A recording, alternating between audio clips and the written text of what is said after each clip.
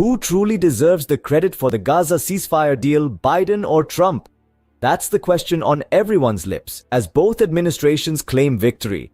An unprecedented intersection of interests resulting in a deal that not only promises peace but also the return of 33 hostages. But the question remains, who was the real catalyst for this ceasefire agreement?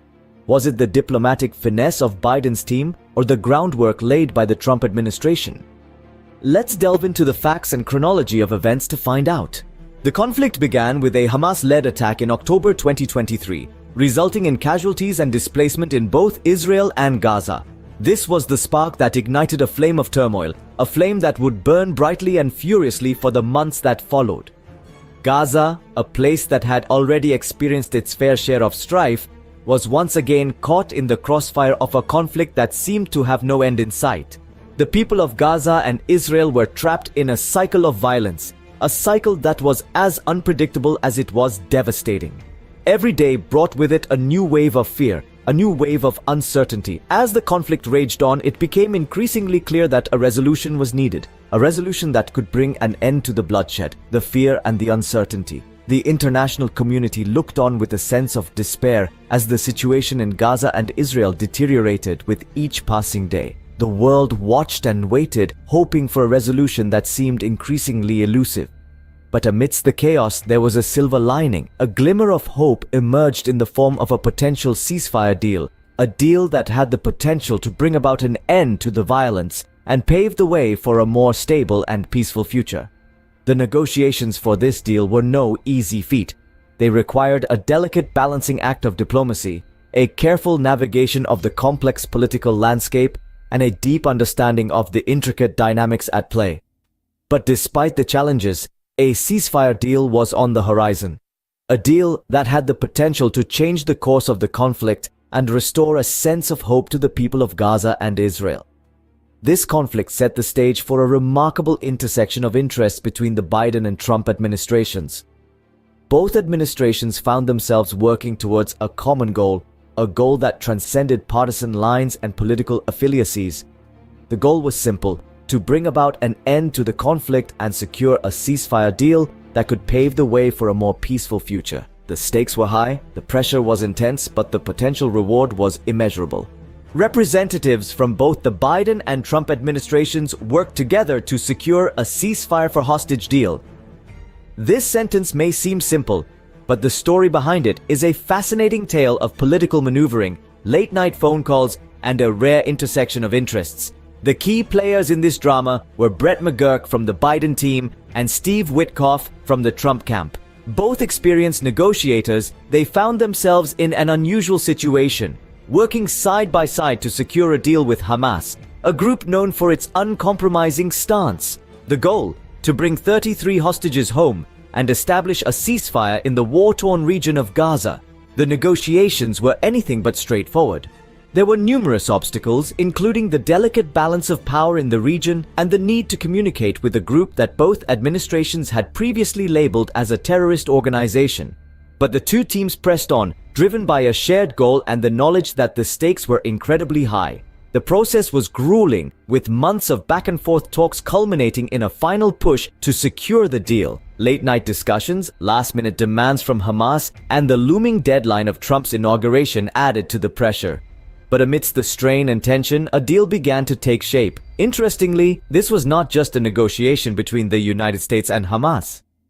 It also involved other players, including Qatar's Prime Minister, who announced the deal, and Israeli Prime Minister Netanyahu, who expressed gratitude to both Trump and Biden for their roles in achieving the agreement. In the end, the agreement was announced, a deal that was motivated by the inauguration deadline and allowed both administrations to claim victory. But the question remains, who truly deserves the credit? As we delve further into the details of the deal and its aftermath, we'll explore this question and more. Stay tuned as we navigate through the complexities of this political maze.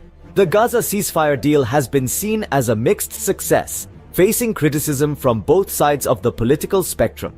This accord, which brought about the cessation of hostilities, was the culmination of months of negotiations and late-night talks. The terms of the deal were clear: a ceasefire in exchange for the release of hostages, an agreement that, while simple in its essence, was fraught with complexities and potential hurdles. The deal was a rare intersection of interests between two administrations, the Biden and Trump teams working in an unprecedented manner. Yet, it was not without its detractors. The agreement faced a volley of criticism from differing political factions, each with their own unique point of contention. Progressives accused President Biden of prolonging the conflict through unwavering support for Israel. They argued that this support stifled any potential for meaningful dialogue and negotiation, thereby exacerbating the situation rather than resolving it. On the other side of the aisle, pro-Trump Republicans voiced their criticism of Biden's negotiation tactics. They argued that the deal was primarily a result of the groundwork laid by the Trump administration, essentially downplaying Biden's role in the process. Yet amidst the political bickering, the deal was seen as a mixed success. While it did not fully satisfy any one party, it nonetheless marked an important step towards a resolution. The deal was a testament to the power of diplomacy and negotiation, a beacon of hope in an otherwise bleak landscape. Furthermore, the deal had implications beyond the immediate conflict. It was a clear demonstration of how two administrations, despite their differences, could come together to work towards a common goal. It showed that bipartisan cooperation, while challenging, was indeed possible. Despite the criticism, the deal marked a significant development in the conflict. It paved the way for further negotiations and dialogue, setting a precedent for future dealings. It was a testament to the power of diplomacy and negotiation, a beacon of hope in an otherwise bleak landscape. It was a clear demonstration of how two administrations, despite their differences, could come together to work towards a common goal. It showed that bipartisan cooperation, while challenging, was indeed possible. Both Biden and Trump claimed credit for the deal, but their reasons differ. Let's dive into these claims and the arguments that back them up. From Biden's corner, the claim is that his team was the one that negotiated the deal.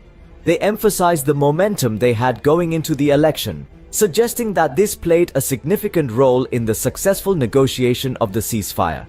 Their argument is that it was their administration's diplomatic prowess and commitment to peace that saw the deal through to fruition. On the other hand, we have Trump and his team asserting that this deal was a result of the groundwork laid by his administration. They highlight the fact that the deal was motivated by the deadline of Trump's inauguration, implying that the urgency they created was a key factor in pushing the deal over the finish line. They also point to the role of Trump's envoy in convincing Israeli Prime Minister Netanyahu to accept the ceasefire terms. Both administrations have their reasons and their evidence. The Biden team points to their pre-election momentum and their negotiation skills. The Trump team, meanwhile, points to their groundwork and the pressure they applied through their inauguration deadline. But as we examine these claims and counterclaims, it becomes clear that there's more to the story than just one administration's triumph. The deal was a product of months of negotiations, late-night talks, and last-minute demands. It was a complex, hard-fought process that involved representatives from both administrations working together in an unprecedented manner. So, while both Biden and Trump are claiming credit for the deal, the reality is that it was likely a collaborative effort. It was a rare intersection of interest between two administrations that are often at odds, a testament to the power of diplomacy when it's employed effectively and in the service of a shared goal. As we've seen, the truth of this deal is not as clear-cut as either administration would have us believe. It's a story of collaboration, of negotiation, and of shared interests. And in the end, it's a story of a successful ceasefire and the hope for a more peaceful future. The truth likely lies in a collaborative effort between the two administrations. Both sides present compelling arguments, but the truth may not be as simple as one side being entirely responsible. Let's retrace our steps here. We have a ceasefire deal that was the result of months of intense negotiations, bringing an end to a bloody conflict and securing the release of 33 hostages. It's an achievement of no small measure, and naturally, both the Biden and Trump administrations are keen to claim credit.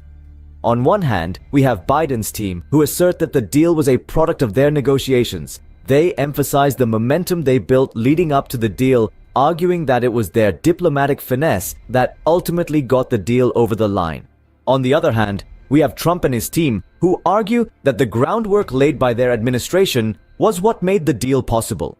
They highlight the significant role played by Trump's envoy in convincing Israeli Prime Minister Netanyahu to accept the ceasefire terms and claim that the deal was motivated by the deadline of Trump's inauguration. However, the truth likely lies somewhere in the middle. As we've seen, it was a rare intersection of interests between the two administrations that ultimately led to the deal. Both administrations had a shared goal, and both played key roles at different stages of the process. Yet despite this, the ceasefire deal has not been without its critics. Progressives have accused Biden of prolonging the conflict through unwavering support for Israel, while pro-Trump Republicans have criticized his negotiation tactics. The deal has been seen as a mixed success, and there are doubts about its impact on Biden's foreign policy legacy. It's clear that both administrations played a role in securing this crucial deal, but the debate over who deserves the credit is likely to continue. So who truly deserves the credit for the Gaza ceasefire deal? It's a complex question, isn't it? On one hand, we have Biden's team who leveraged the momentum before the election, and on the other, Trump's administration who laid the groundwork for the deal. The truth perhaps lies somewhere in the middle. It's a testament to the art of diplomacy, where rival political factions can come together for a common cause. Regardless of who gets the credit, one thing is clear: this deal represents a significant step towards peace in the region.